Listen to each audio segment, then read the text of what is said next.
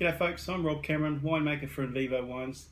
Here we are at Invivo HQ, got our mate Kev here. Obviously for those people in markets that don't understand anything about rugby, it's Rugby World Cup time and the All Blacks of course are going to win. So here's our mate Kev supporting us in the office. But we're here to talk a little bit about our new release 2015 Pinot Gris from Marlborough. So 2015 was a nice warm year. We had quite small crops, so Pinot Gris fruit managed to ripen, just perfectly, exactly how we wanted. And basically, the style of Pinot Gris that we want to make is wine with real aromatics, some real texture, not too sweet, but with some nice freshness. So, somewhere between a Pinot Grigio and maybe an Alsace style French Pinot Gris. And what we want is drinkability. We want our Pinot Gris to be, really great with food or without, not too heavy. So let's have a look.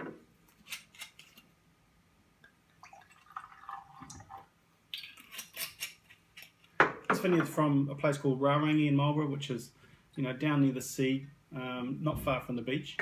So what that does is, has quite heavy soils, quite rich, but the temperatures get quite warm during the day. But we'll have a nice cooling maritime breeze, being near the ocean, as opposed to our Sauvignon Blanc vineyards, which are a bit further inland.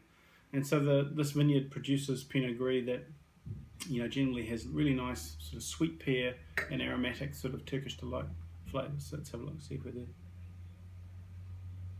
Yeah, so this is a nice warm, ripe style of Pinot Gris. So we've got a lot of pear, a lot of candied sort of character.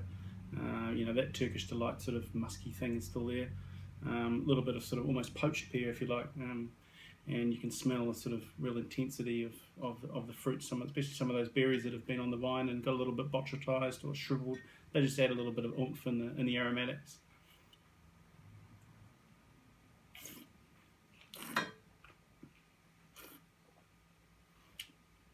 Palate is huge. It just fills up your mouth immediately. We do around sort of 4 or 5 months of batonnage or leaf stirring on this wine, and that slowly sort of settles the wine down, broadens out in the mid palate, naturally sort of knocks off any hard edges that we might have got through the extraction process. So we don't need to fine this a lot, and so really it sort of makes itself. The style is really off dry, so just a tiny bit of sweetness just to balance up that massive mouthfeel and palate. But of course it finishes with a lovely crisp acidity, which is great for drinking on your own or with some food. So cool. Hope you enjoy. Cheers guys.